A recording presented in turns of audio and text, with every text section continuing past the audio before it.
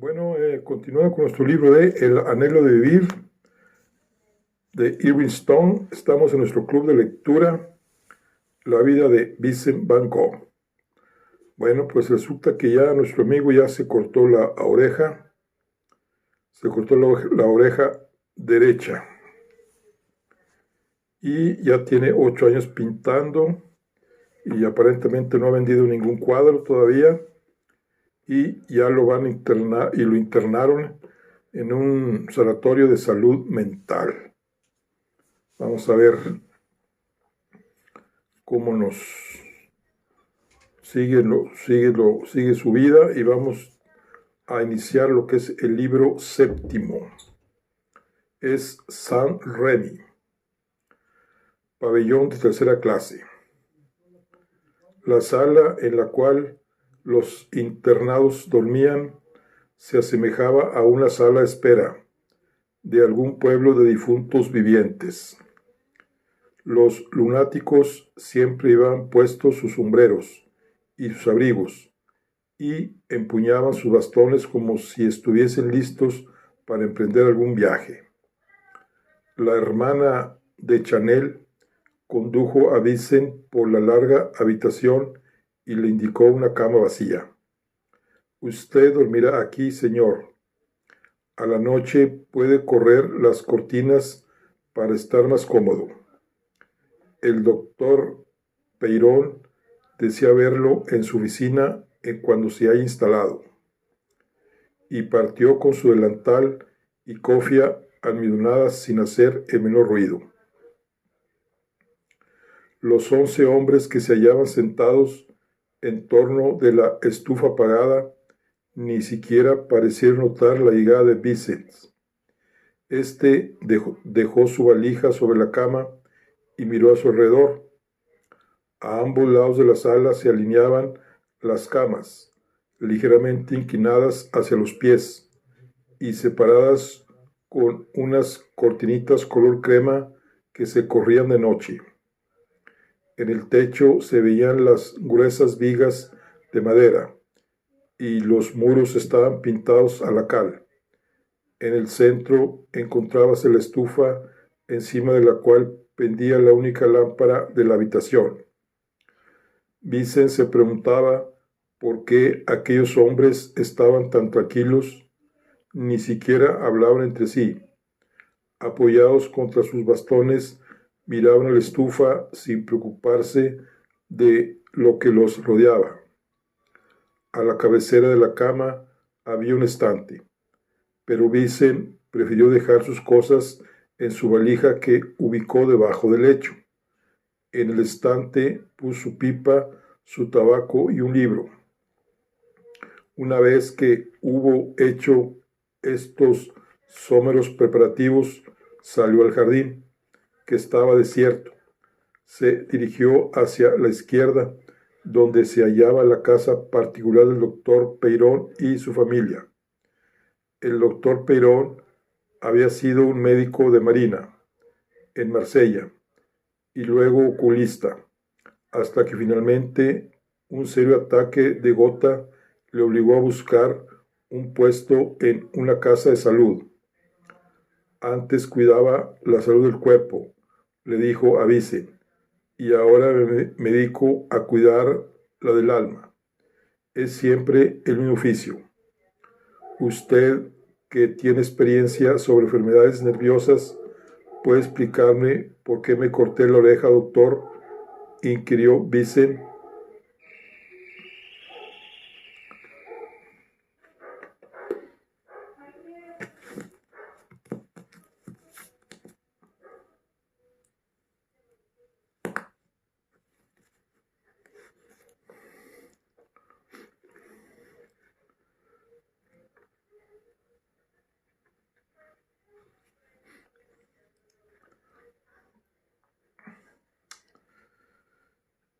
Esto suele suceder a los epilépticos, repuso el médico. Ya he tenido 2 casos similares. Los nervios auditivos se tornan extremadamente sensitivos y el paciente cree que podrá hacer cesar las alucinaciones cortando su auricular. Ah, ¿y qué tratamiento debo seguir? Tratamiento. Ah, sí. Deberá tomar por lo menos 2 baños calientes por semana. Inciso sobre ello y permanecerá en el agua unas 2 horas. Eso lo tranquilizará. ¿Y qué más, doctor? Tiene que permanecer completamente tranquilo, no excitarse, no trabajar, no leer ni discutir. Sí, estoy demasiado débil para trabajar. Si usted no desea participar en la vida religiosa de San Remy, avisaré a las hermanas de no insistir. Cualquier cosa que necesite, venga a mí. Gracias, doctor. La cena se sirve a las 5. Ya oirá usted el gong anunciándola.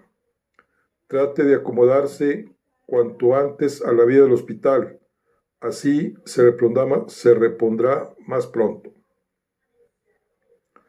Vincent volvió a salir al jardín, semiabandonado, y se dirigió hacia el edificio de la tercera clase, pasando por una larga hilera de celdas oscuras y desiertas.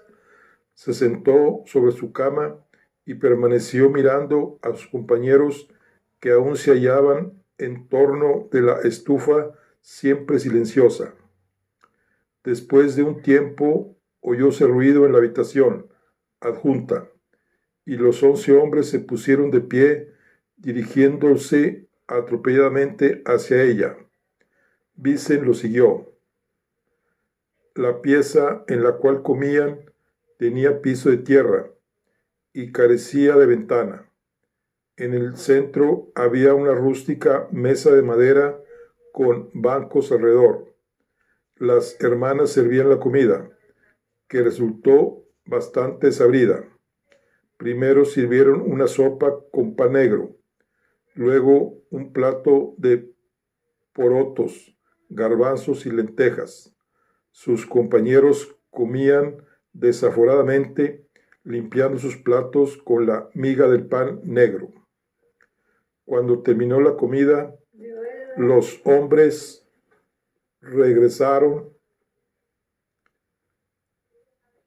a sus sillas cerca de la estufa y después de un rato comenzaron a levantarse uno por uno y a desvestirse y tirar las cortinitas para la noche.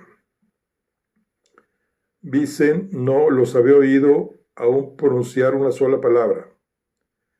El sol se estaba poniendo. De pie contra la ventana, el artista contemplaba el valle verde. El cielo tenía un espléndido tono limón pálido contra el cual se dibujaban los pinos como un encaje oscuro. El espectáculo no conmovió a Vincent, ni siquiera sintió el menor deseo de pintarlo.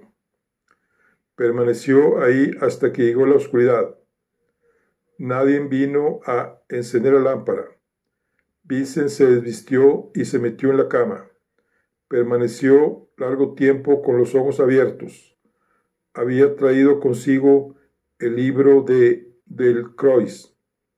Buscó en el estante y lo tomó apoyando la cubierta de cuero contra su pecho en la oscuridad. Eso pareció tranquilizarlo. Él no pertenecía al grupo de lunáticos que lo rodeaban, sino al gran maestro cuyas palabras de sabiduría y consuelo parecían fluir a través de las cubiertas del cuero hacia su corazón. Después de un tiempo se durmió. Un suave quejido proveniente de la cama contigua a la suya lo despertó. Los quejidos fueron en aumento hasta que se convirtieron en gritos y en un torrente de palabras vehementes. Váyanse, váyanse, no me persigan. Yo no lo maté. No traten de engañarme. Ustedes son de la policía secreta. Regístrenme si quieren. Yo no robé ese dinero. Fue él quien se suicidó. Por amor de Dios, déjenme. Vincent se levantó de un salto y descorrió su cortinita, viendo a un joven rubio de unos veintitantos años destrozándose la camisa de dormir con los dientes. Cuando el muchacho vio a Vincent, corrió a arrodillarse delante de él y le tomó las manos entre las suyas. Señor Monsully, no me arreste. Le aseguro que no fui yo. No soy sodomita, soy abogado. Prometo defenderle todos sus casos, señor Monsully, pero no me arreste. Yo no lo maté. Yo no robé el dinero.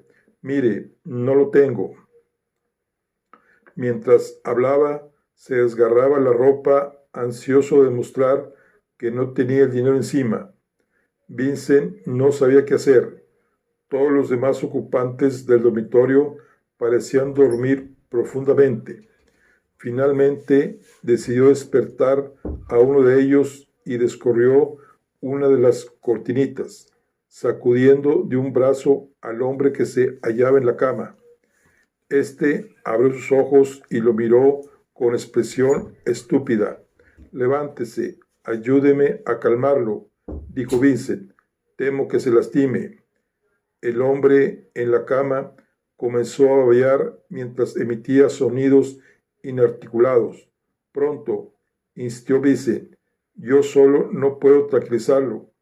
Sintió que alguien le posaba una mano sobre el hombro y volviéndose rápidamente notó que uno de los hombres de más edad se hallaba a su lado. Ese hombre no le entiende, dijo designando al de la cama. Es idiota. No ha pronunciado una sola palabra desde que está aquí. Venga, le ayudaré a tranquilizar al muchacho. El joven estaba ahora revolviendo su colchón. Con las uñas había logrado hacer un agujero por el cual sacaba la paja que lo rellenaba. Cuando vio a Vincent, volvió a dirigirse a él en forma incoherente. Sí, fui yo quien lo mató, pero no fue por pederastería, fue por su dinero. Mire, aquí lo tengo, lo oculté en el colchón, se lo entregaré a usted, pero no permita que la policía secreta me persiga. Aun a pesar de haberlo matado, puedo librarme de la prisión. Puedo citarle casos. Tómelo por el otro brazo, dijo el otro hombre. Avisen. Entre ambos obligaron al muchacho a acostarse y lo mantuvieron así por la fuerza, pero durante más de una hora continuó con sus divagaciones. Finalmente, exhausto, cayó en una especie de sopor afibrado. El pobre muchacho estaba estudiando para abogado, exclamó el hombre. Avisen. Trabajó con exceso y le hizo daño. Esos ataques le sobrevienen cada 10 días más o menos, pero no hace daño a nadie. Buenas noches. Regresó a su cama y al poco rato estaba profundamente dormido. Vincent se acercó de nuevo a la ventana que daba al valle. Aún faltaba mucho para el amanecer y únicamente se veía la estrella matutina en todo su esplendor. El artista recordó el cuadro de Daubigny que la representaba, expresando la inmensa paz y majestad del universo, y todo el sentimiento de angustia por el individuo insignificante que la contempla desde abajo. La confraternidad de locos. A la mañana siguiente, después del desayuno, los hombres salieron al jardín. Detrás del muro lejano podía verse una hilera de colinas desiertas. Vincent contemplaba a sus compañeros mientras jugaban indolentemente a las bochas. Se había sentado sobre un banco de piedra y admiraba los añosos árboles cubiertos de hiedra. Pasaron a su lado las hermanas de la Orden de San Juan, de San José, de Aubenas, vestidas de blanco y negro, murmurando sus oraciones mientras desgranaban sus rosarios con los ojos bajos. Después de haber jugado a las bochas durante una hora sin pronunciar una palabra, los hombres regresaron a su pabellón y volvieron a sentarse en torno a la estufa apagada.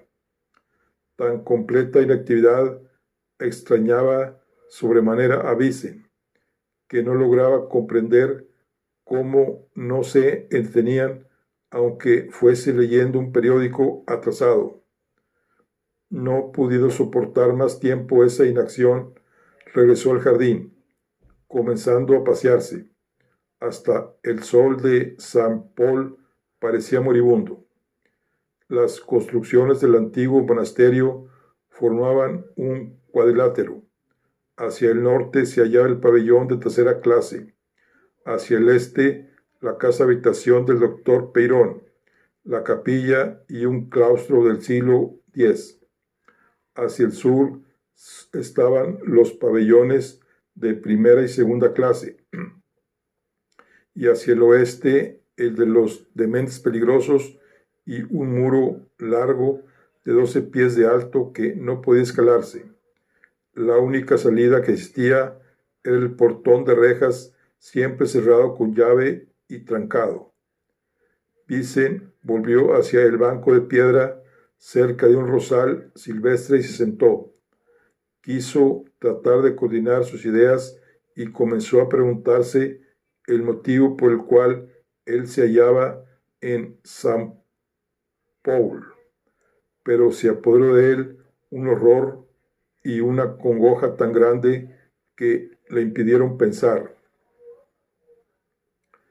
Volvió al pabellón y apenas traspasó el umbral de la puerta, le pareció oír el extraño ladrido de un perro, que no tardó en transformarse en el aullido de un lobo. Vincent dio unos pasos en el dormitorio y vio a uno de sus extremos al hombre que le había ayudado a tranquilizar al joven rubio. Se hallaba con el rostro elevado hacia el cielo raso y aullaba con todas las fuerzas de sus pulmones. ¿En qué antro me encuentro prisionero?, se preguntó Vincent. Los hombres alrededor de la estufa permanecían impasibles ante los chillidos desesperados de su compañero. Debo hacer algo por él. No pudo contenerse de decir Vincent en alta voz. El joven rubio lo detuvo. Es mejor dejarlo tranquilo, dijo. Si usted le habla, se enfurecerá. Dentro de algunas horas le habrá pasado. Los gritos del hombre se tornaban insoportables, y Vincent pasó la mayor parte de la tarde en el rincón más apartado del jardín, deseoso de sustraerse a aquellos terribles aullidos animales. Esa noche, durante la cena, un joven paralítico del lado izquierdo se puso repentinamente de pie y tomando un cuchillo se apuntó al corazón. Ha llegado el momento, gritó. Me mataré. El hombre que se hallaba a su derecha le dijo con tranquilidad mientras le tomaba del brazo. No, Raimundo, hoy no. Es domingo. Sí, hoy. No quiero vivir más. Déjame. Quiero matarme. Mañana, Raimundo, mañana, insistió el hombre. Deje mi brazo. Quiero hundirme este cuchillo en mi corazón. Le digo que tengo que matarme. Mañana, Raimundo, mañana. Tomó el cuchillo de la mano del joven y lo condujo hacia el dormitorio mientras éste lloraba de rabia e impotencia. Vincent se volvió hacia su vecino, un hombre de ojos inyectados en sangre y que se llevaba difícilmente la cuchara a la boca, con su mano temblorosa y le preguntó: ¿qué tiene ese muchacho? El sifilítico dejó la cuchara sobre el plato y contestó: no ha pasado un solo día del año sin que Raimundo haya tratado de suicidarse. ¿Y por qué lo hace delante de todo el mundo? ¿Por qué no roba un cuchillo y se mata mientras los demás duermen? Tal vez no tenga ganas de morir, señor. A la mañana siguiente, mientras Vincent miraba a los hombres que jugaban a las bochas, vio a uno de ellos caer al suelo, presa de terribles convulsiones. Pronto, pronto, gritó alguien.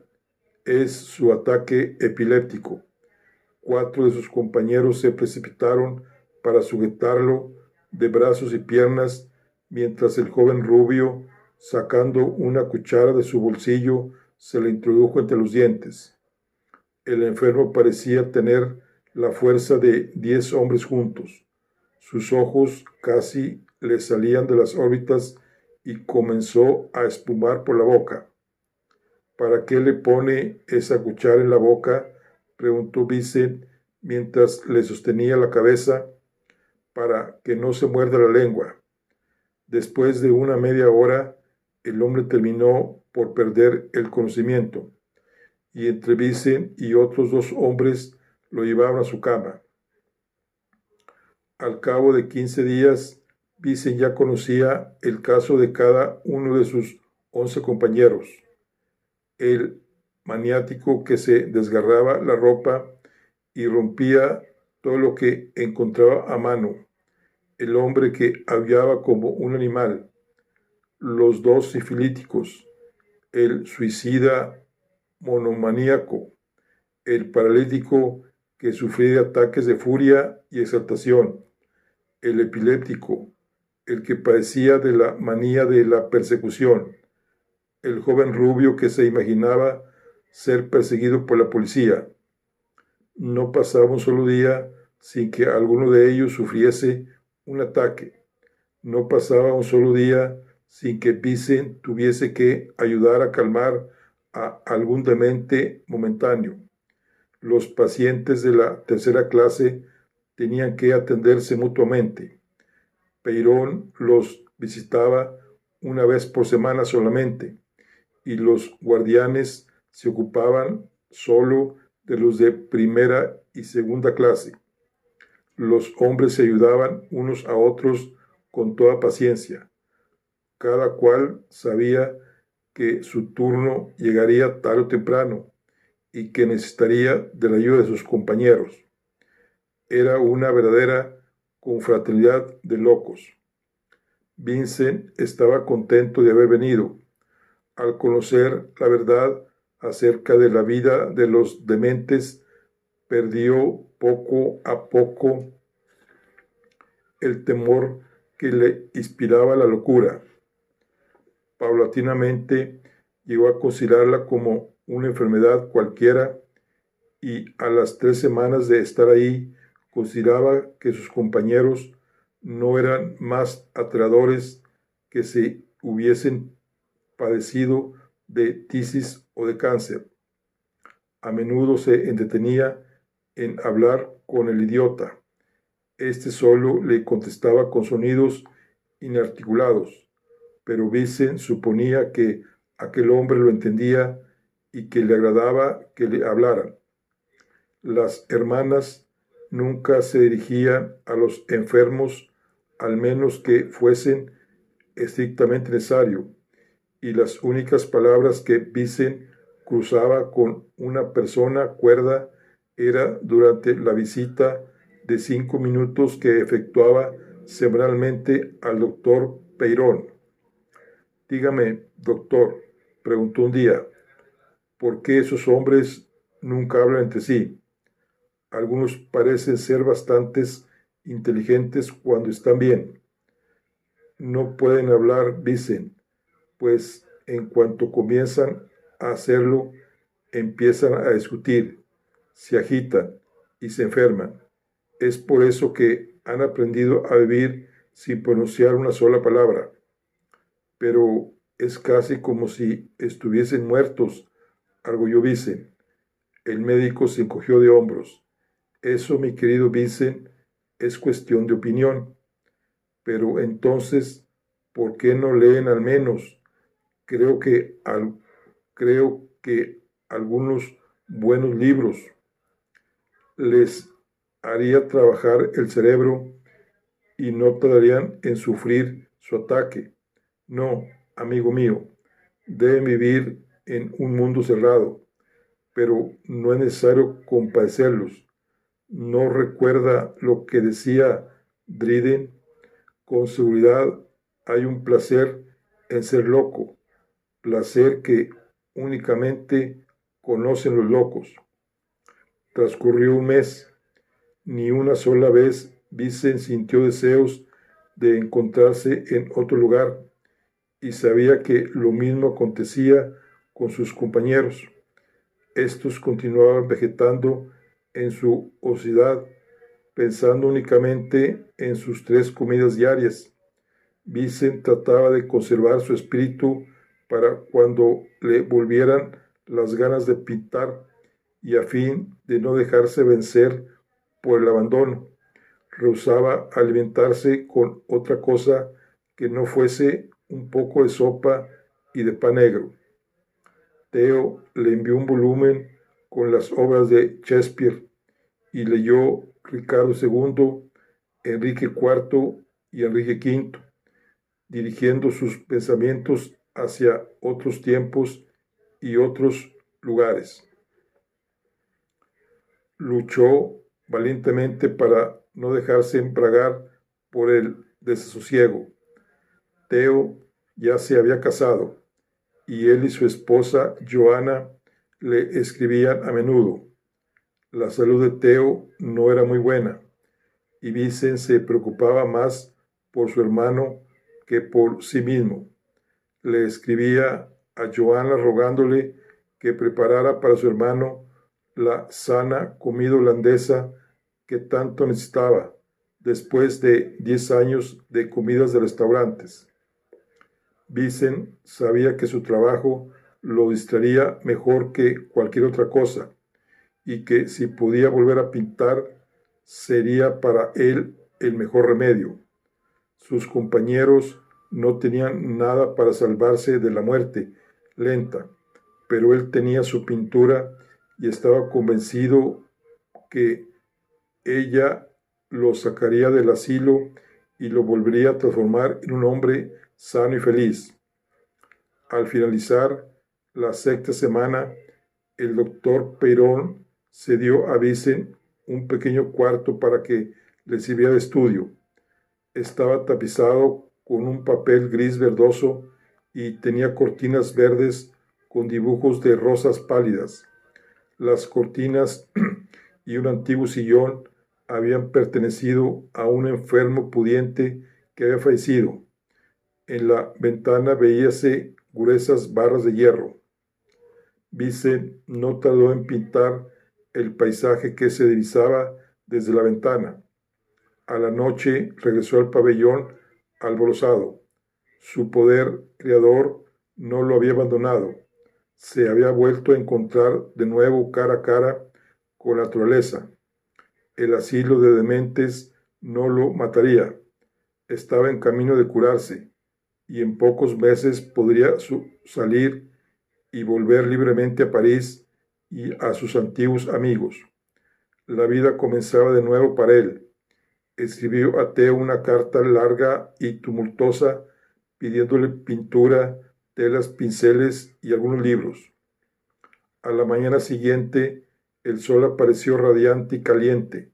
Las chicharras comenzaron a cantar 10 veces más fuerte que los grillos. Vicen sacó su caballete al jardín y comenzó a pintar mientras sus compañeros miraban silenciosa y respetuosamente por encima de su hombro. Tienes mejores modales que la gente de Arles, pensó Vicen para sí. A la caída de la tarde fue a ver al doctor Peirón. Me siento perfectamente bien, doctor, y desearía me permitiera salir fuera de la propiedad a pintar. En efecto, usted tiene mucho mejor aspecto, Vincent. Los baños lo han tranquilizado y está mejor, pero ¿no le parece algo peligroso salir tan pronto? ¿Peligroso? No. ¿Por qué lo sería? Supongamos que le diera un ataque en medio del campo. Vincent comenzó a reír. No hablemos más de ataques, doctor. Eso ya pasó. Me siento aún mejor que antes de estar enfermo. Temo, Vincent. Se lo ruego, doctor, insistió el artista. No comprende cuánto más feliz me sentiré si puedo ir de un lado para otro pintando lo que me place. Si le parece que es lo que necesita, y así se abrieron las rejas para Vincent. Cargó su caballete sobre la espalda y se fue en busca de temas para sus pinturas. Pasaba los días enteros en las colinas detrás del asilo pintando los cipreses de los alrededores de San Remi. Los encontraba hermosos y de líneas y proporciones tan bellas como un obelisco egipcio. Volvió a tomar su antigua costumbre alesiana. Salía al amanecer con una tela en blanco y regresaba a la tarde con su cuadro terminado. Si su habilidad y su poder interpretativo habían disminuido, él no lo notaba, encontrándose, al contrario, cada día más seguro de sí mismo. Ahora que era de nuevo dueño de su destino, no temía alimentarse y devoraba todo lo que le presentaban, aun la sopa con cucarachas del asilo. Necesitaba comer para tener fuerzas para trabajar. A los 3 meses de caer en el asilo, descubrió un motivo de cipreses cuya belleza le compensó con todo lo que había tenido que sufrir. Los árboles eran macizos. En el primer plano veíanse arbustos de hermosas tonalidades y en el fondo las colinas y el cielo en las que se destacaba la luna menguante. Cuando esa noche miró su obra terminada, se sintió lleno de regocijo. Le pareció que otra vez era un hombre libre.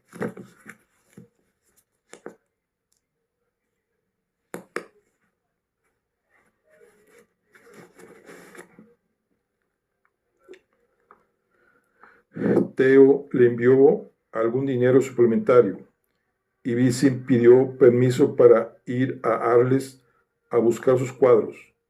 La gente de la Place Lamartine fue muy atenta para con él, pero la vista de la Casa Amarilla lo enfermó, a tal punto que creyó que iba a desvanecerse. En lugar de ir a visitar a Roblin y al doctor Rey, como se había propuesto, fue en busca del propietario que tenía sus cuadros.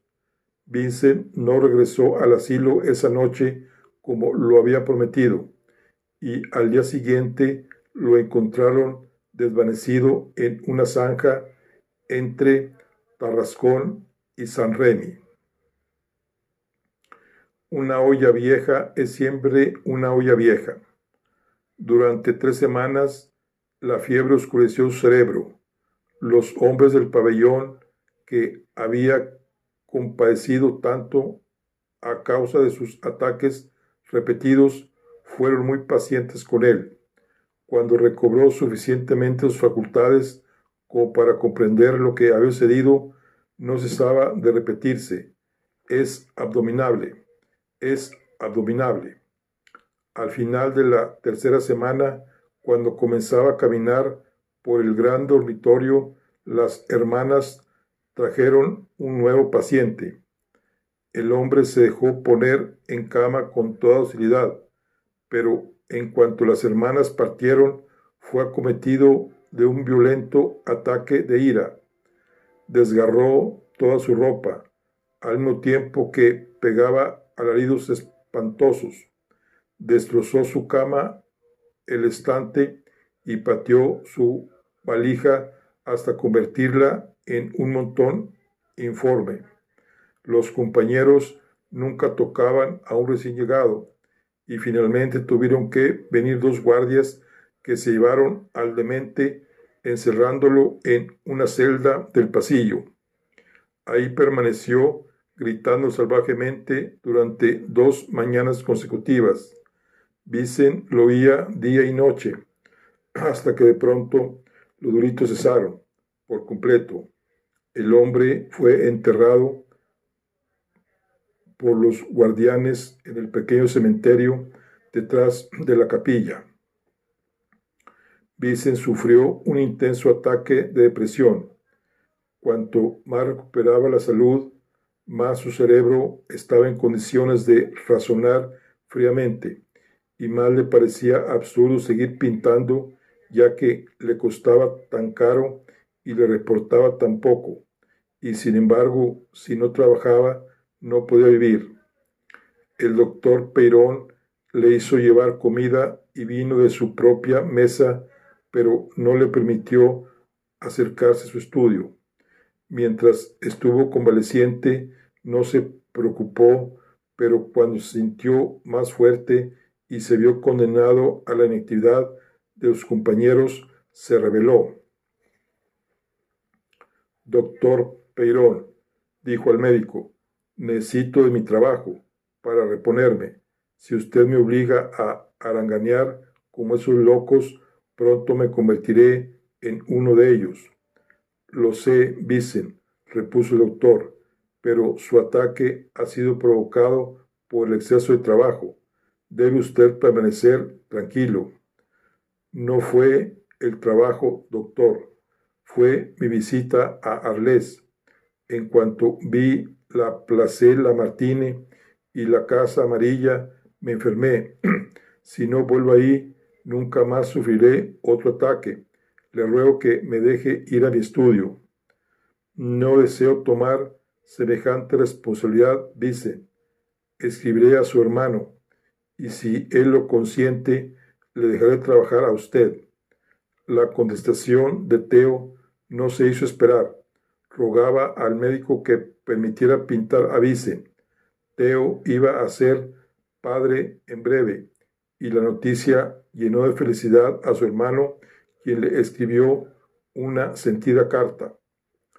Volvió pues a su estudio y pintó de nuevo la escena que se veía desde la ventana enrejada, donde hizo predominar los tonos amarillos. El cumplimiento de los deseos de Theo, el doctor Peirón permitió al enfermo que saliese al campo a pintar. El artista realizó varios cuadros de los cipreses que se erguían oscuros en un cielo amarillo. Pintó otra tela de las mujeres recogiendo olivas, empleando tonalidades vivísimas. Cuando caminaba por el campo en busca de motivos, solía detenerse cerca de los labradores a conversar con ellos. Ustedes lavan la tierra y yo labro mis pinturas, dijo una vez a uno de ellos, pues en el fondo de su mente se consideraba un trabajador como ellos. El otoño provenzal era maravilloso, con sus magníficos colores. Vincent recuperó todas sus fuerzas y su trabajo progresaba. Ahora que había aprendido a comprender la naturaleza de los campos de Saint-Remy, no deseaba alejarse de ellos ni del asilo. Ahí el sol no era tan deslumbrante, ni el mistral tan cruel, pues las sierras lo atajaban antes de que pudiera llegar hasta ahí.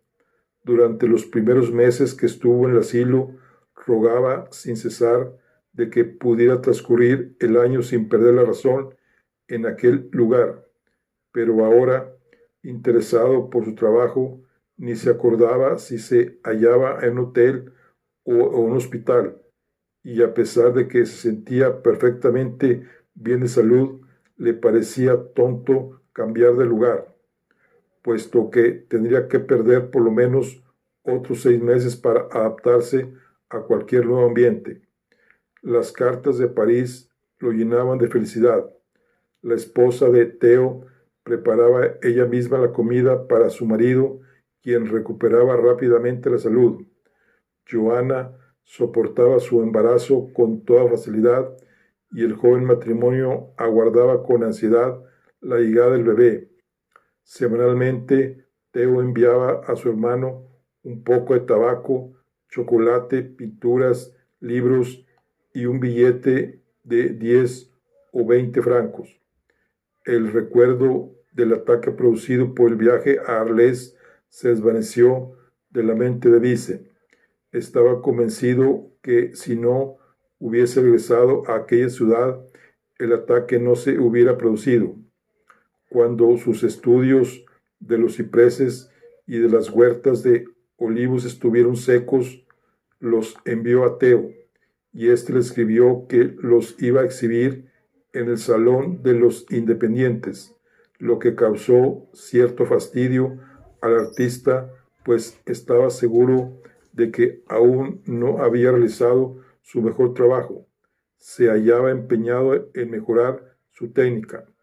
Su hermano le aseguraba que sus pinturas progresaban en forma sorprendente, y Vincent decidió que una vez transcurrido el año en el asilo, tomaría una casita en el pueblo de San Remy y continuaría pintando ahí. Sentía de nuevo la misma alegría alborozada que lo había embargado poco antes de la llegada de Gauguin a Arles, cuando realizaban sus famosos paneles de girasoles. Una tarde, mientras estaba trabajando tranquilamente en el campo, su mente comenzó a divagar. Esa noche, los guardianes del asilo lo encontraron a varios kilómetros de distancia de su caballete, caído al pie de un ciprés. Descubrí la pintura cuando ya no me quedaba más aliento. Al cabo del 5.º día, recuperó los sentidos. Lo que le dolía más profundamente era que sus compañeros de infortunio aceptaban su ataque como cosa inevitable. Llegó el invierno. Vincent ni siquiera tenía voluntad de levantarse de la cama. La estufa en medio del dormitorio ahora ardía con buen fuego, y los hombres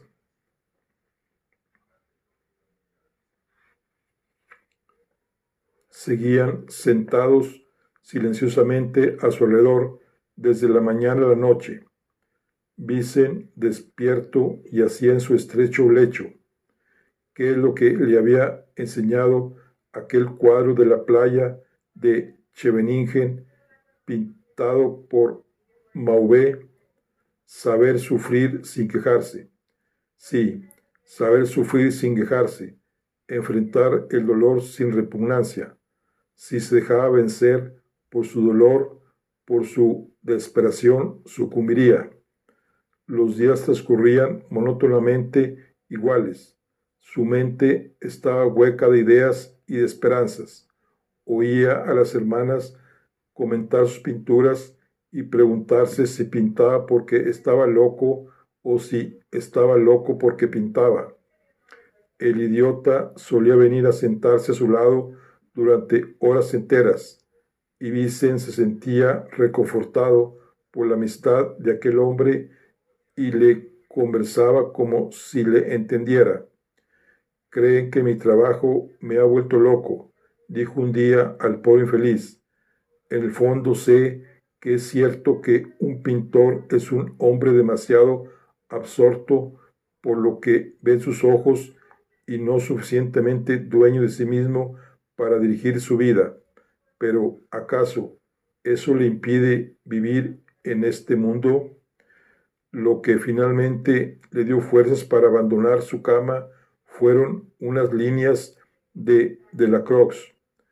Descubrí la pintura, decía Delacroix en su libro, cuando ya no me quedaba más aliento.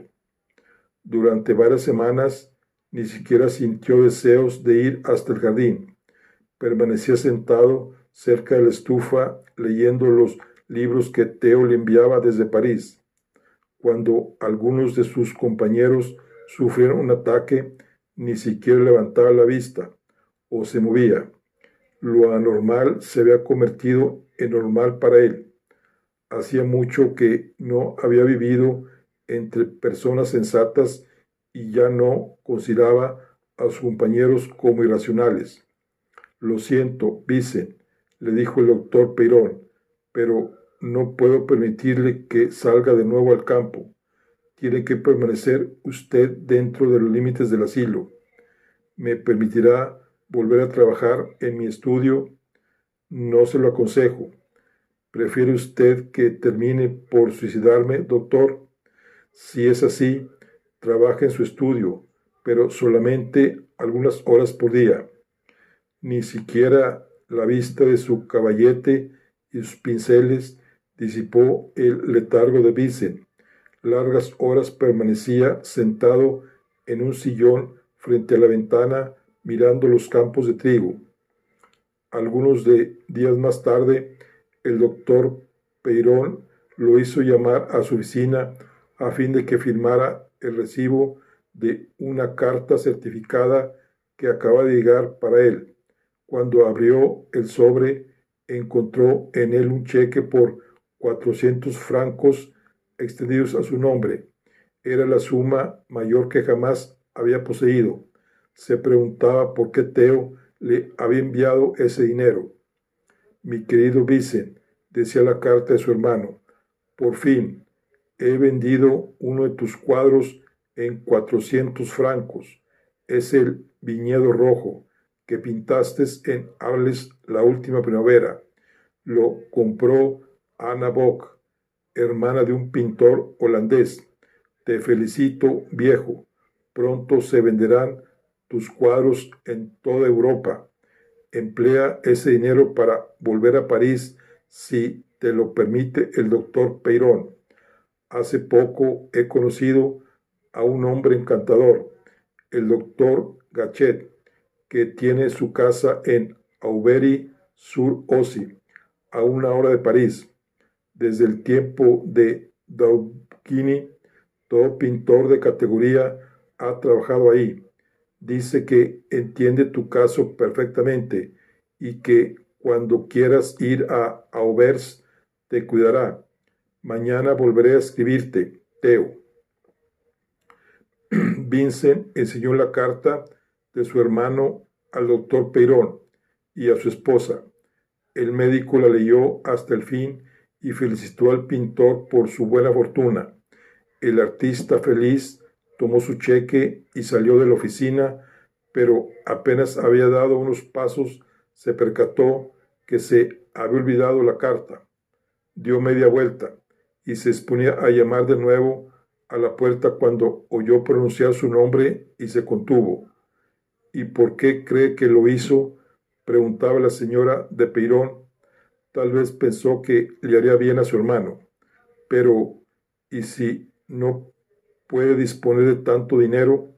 Supongo que pensó que cualquier sacrificio es poco con tal de volver a Vicen a la normalidad.